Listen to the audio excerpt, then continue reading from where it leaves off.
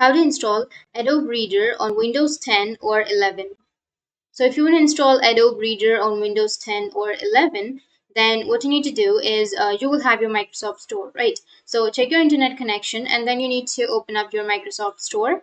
Once you open up your Microsoft Store, now you need to go for the search and you need to search for Adobe Reader.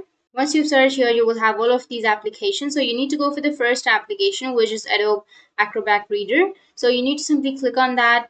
And here I have already installed the application. So here I have already installed this application, but if you have not installed, then you will have get option or install option right here. You need to simply click on install or get and it will start installing.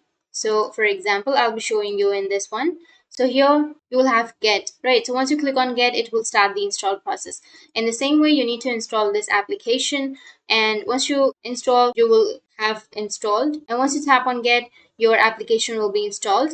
And then you can go for your search and then you can search for Adobe and here you will have the application. So that's how you can download and install Adobe Reader on Windows 10 or 11. If you have any questions, feel free to comment below. Thanks for watching.